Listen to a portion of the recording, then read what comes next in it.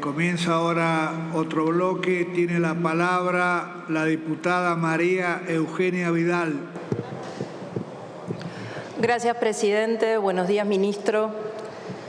Su visita, ministro, coincide con días cercanos al 20 de septiembre, donde se va a cumplir un año en que asumió como ministro, como jefe de gabinete de ministros. Y esto que estamos atravesando hoy no debería ser un hecho excepcional, porque la Constitución es bien explícita sobre cuáles son sus obligaciones y muchos de los que me precedieron fueron también claros en ese sentido. Así que mi primera pregunta es muy concreta y es si se puede comprometer hoy ante la Cámara, aunque va a volver a venir en el mes de noviembre.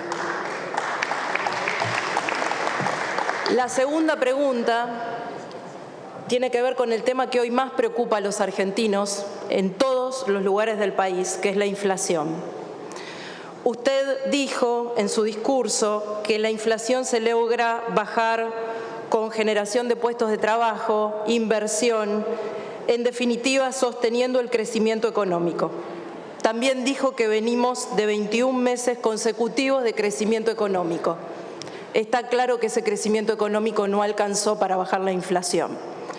Dijo también, y con razón, que este es un problema histórico. La inflación promedio en los 40 años de democracia es del 48%. Está claro que es un problema que no empezó con este gobierno. Sin embargo, a fin de este año vamos a estar en un 95% proyectado, el doble que nuestra inflación promedio histórica.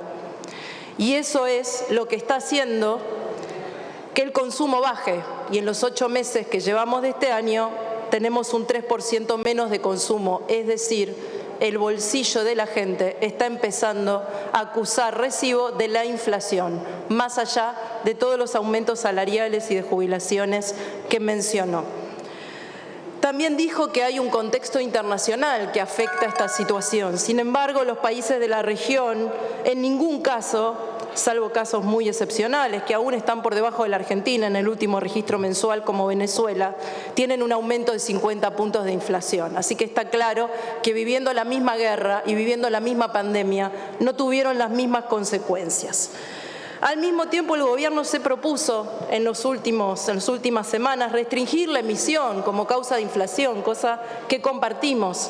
Pero al fijar un dólar soja a 200 pesos, van a tener que emitir aproximadamente medio punto del PBI para poder comprar ese dólar soja a 200, con lo cual la inflación va a garantizar un piso para el año que viene. La pregunta concreta es: si con el crecimiento económico no alcanza, si a los demás países de la región la inflación no los afectó igual que a la Argentina con el mismo contexto, y además van a tener que emitir más, ¿cuál es el plan concreto?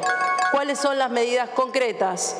El plan antiinflacionario que el gobierno todavía no presentó para bajar la inflación o por lo menos iniciar un camino de contención a la baja. Y quiero, ya que está hoy, que en unas horas se va a presentar el presupuesto que nos adelante la proyección de inflación para el año que viene, recordando que el año pasado el anterior ministro de Economía vino a esta Cámara a decirnos que la inflación de este año iba a ser del 33%. La tercera pregunta tiene que ver con el déficit fiscal y con el procedimiento de administración de gastos. Mire, ministro, yo estoy de acuerdo con el diálogo y usted convocó al diálogo al final de su discurso, pero no hay diálogo sin verdad. El aumento de tarifas es aumento de tarifas, no es redistribución de subsidios. Ya terminó. Y los recortes presupuestarios son ajustes, no son readecuación de partidas o partidas no ejecutadas. Y acá voy a decir bien concreto, usted dijo que no había medidas que impidan el cumplimiento de las prestaciones por discapacidad. Entonces quisiera que me diga cuáles son las medidas que sí van a adoptar para que efectivamente los recursos les lleguen a las familias de todo el país que están reclamando entre 4 y 6 meses de demora en el pago de sus prestaciones. Finalmente, y con esto termino, presidente, no habló de seguridad en su discurso. Solamente le voy a dejar un dato: 168 homicidios en Rosario en 2019 contra 241 el año pasado, y muchos de ellos son chicos, adolescentes y jóvenes. Le pido por favor que me diga cuál va a ser la política para, en particular en Rosario y en todo el país, pelear contra el narcotráfico. Muchas gracias. Gracias.